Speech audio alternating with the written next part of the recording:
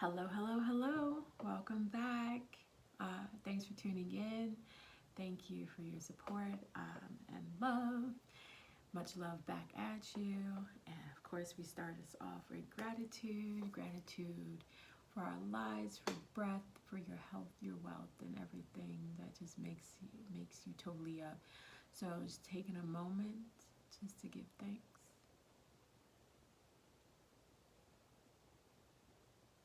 Well, I hope you had that were able to think, what exactly can I be grateful for? Sometimes it's like, what can I be grateful for? There's so much to be grateful for if you really take a look at your life.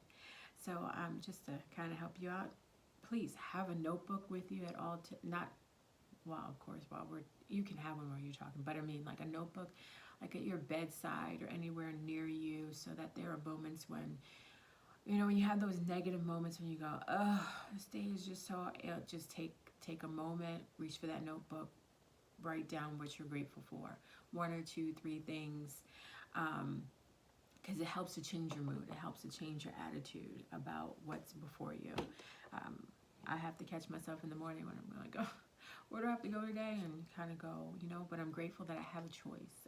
I'm grateful that I'm able to move about the way I want to. I'm grateful to have a place to go to work. I'm grateful to have my own place to be, to have a choice to stay at home. Just those little things, that you can be grateful for. And then it elevates to being bigger things that you're grateful for. Life changes in your life. May have a kid, may be married, whatever it may be. But never stop being grateful for your continuous growth. As long as you have a choice, as long as you're choosing to grow, because you can choose not to.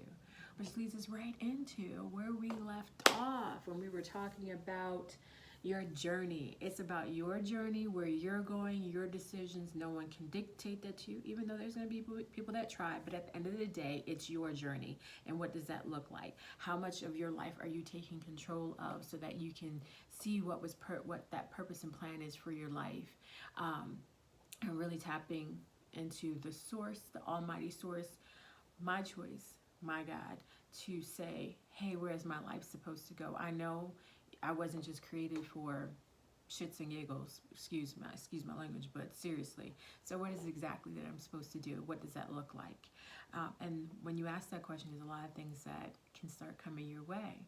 And some of those things might not be the things that you need to actually do, because sometimes some things are there to kind of be a distraction. You kind of go, oh, wait, am I supposed to do this? And you go down that road and you're like, no, that wasn't it. No, that wasn't it at all.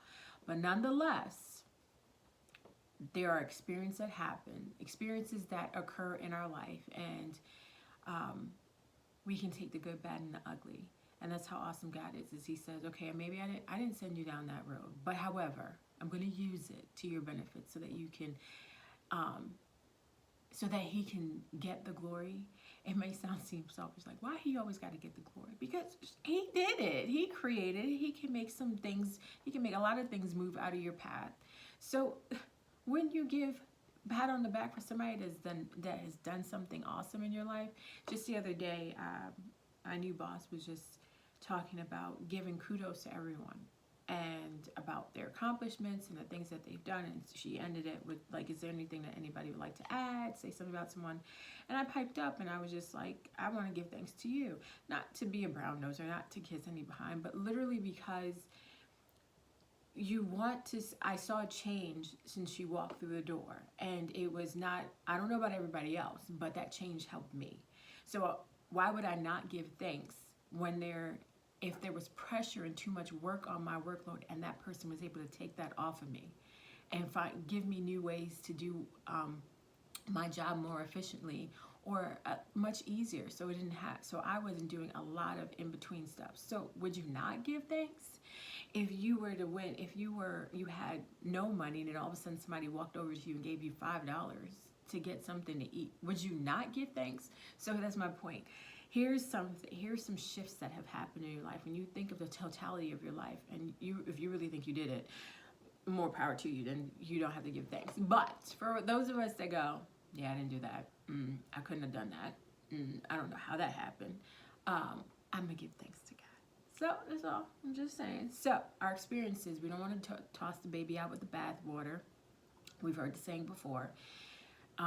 We want to really reflect on those experiences and go, I didn't really like that, but here's some look like some life lessons that came through it. So let me go ahead and reach and, yeah, that part. So here's one of the, I tell you, comes from the blog. So I'm just gonna tap into the blog and we can just continue from there. So more to you is what it's called. It's titled.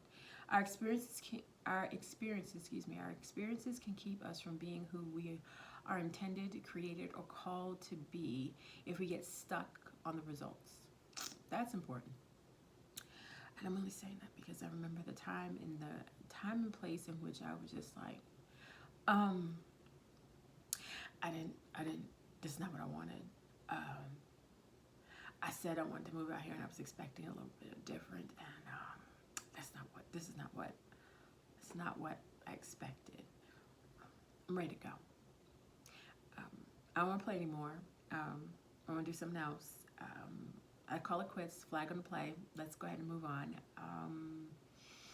Yeah, it was one of those type of things. And I got so stuck on it not being what I expected it to be. And I speak for myself. I wanted to just crawl into a hole. And then the worst part was that I couldn't go back. Like I wanted to go back home. Like I had moved to another state and I wanted to go back and I couldn't. I had let so many things go. So it was kind of like, here I was in a place of, this sucks. This is not what I expected. And I can't even go back to the old. So how much more do you think I was on the depressed side? Like, what is this? Did I do this to myself? There was plenty of times I was like, did I not hear you correctly? Did I just make that decision myself? Can I get a replay? Can we rewind? Can I change this path? But it was no, keep it moving. So our experiences can help us grow and know, but not stop us from living. Because I learned at that moment, I'm like, I'm still gonna have to live this life. So here I am. How do I get the best? How do I just keep pushing and pray to God that I survive? Because that's how dire it sometimes felt, that I survive and I come out on a better side of it. And when I think about where I started and to be where I'm at now, God is good. Because at that moment, I didn't know what the heck was going on. I mean, when you can have a day when you go, all right, guys, so I'm still here and I'm praying that this was you behind this. So if this is your plan, because it's the thing, when it's his plan, when it's his desire for your life, then he's got to provide for it. So I tapped into that and I said, I don't know if it was you or me, but based on the fact that the doors that opened, I'm going to go with it was you. And so my understanding is that you're going to provide for this. So you're not going to leave me high and dry. And today I don't have any money. And I don't know if I'm going to have any money any other day. But today, this week, is like real tight. So how you going to help me get food? Because I ain't got none. And I don't have any money to really do all that. And let me tell you, he showed up. I mean, I had more than enough that week. And I was just like, what?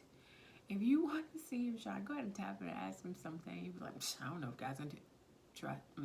He's not a miracle worker. He's not a magician or anything like that. It's a trust factor. It's a trust factor that you stand on that faith. It's a faith factor. It's a trust factor where you go, this is what I set out to do because I know there's more, and I'm going to step out on there's more. I'm going to trust that faith. I'm going to step out on the water like Peter did, and I need you, please catch me. But sometimes you don't even think you need to be caught, because it's like the door open. What? I should be gliding through. Not always. And you just got to know, even in those, this ain't what I thought, just to keep moving, keep going, don't stop.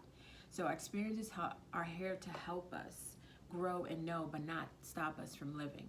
Our experiences don't provide us with the right to judge another or stop the train to our final destination.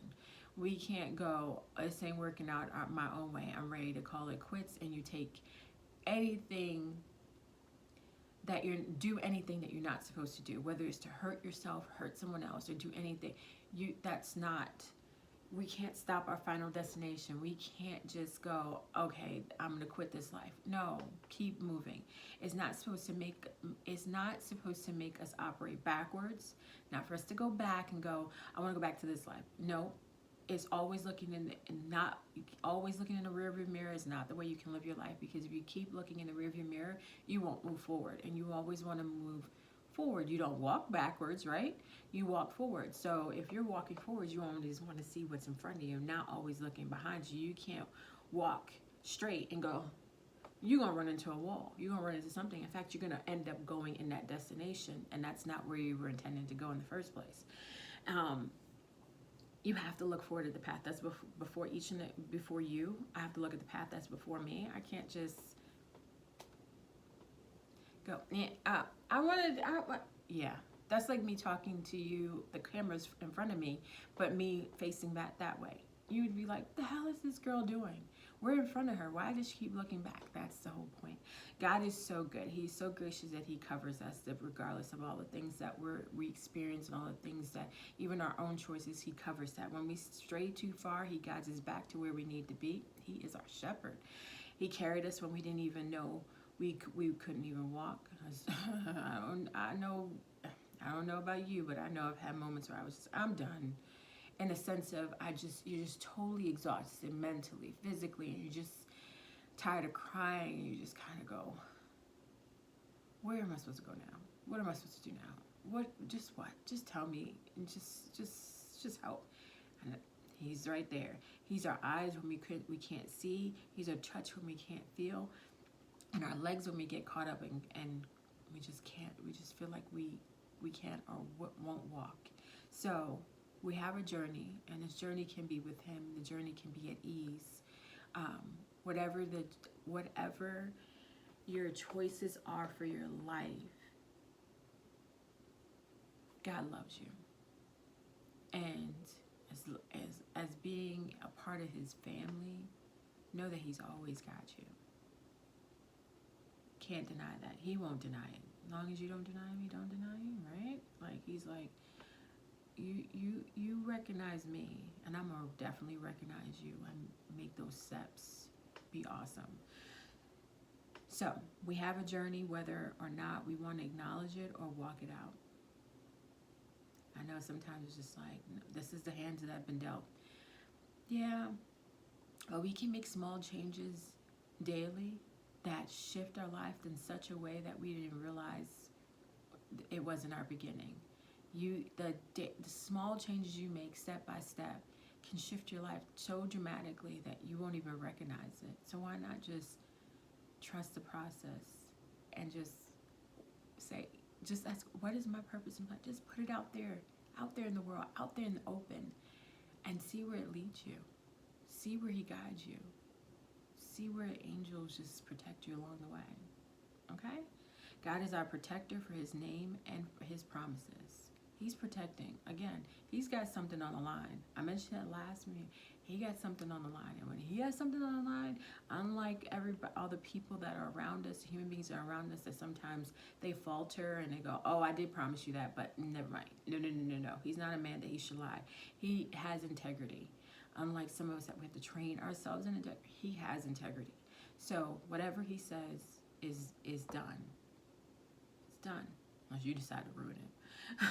So whatever he began in you, he will finish as he planned. So trust the process. Walk it out little by little, step by step, little by little. I'm talking about as simple as you never woke up and gave gratitude, but now you do. And now that one day you did has turned into 2 days, 3 days, 4 days, 5 days, 30 days, 6 months, a year. Now you can't see yourself doing without it. You were a liar, and you choose every day that you consciously decide to not lie about something. Every time you make that decision, it changes your trajectory. It becomes this new habit. And who you were before, you no longer are. But it all takes one step at a time. And he says there's newness in him, and there's no one above all things that can help you through every process is God. Jesus will walk you through each of those steps. He said there's newness in him, and who you were before, you will not recognize once you take those steps. So have a blessed, blessed day. Remember to keep walking forward. All right? Blessings.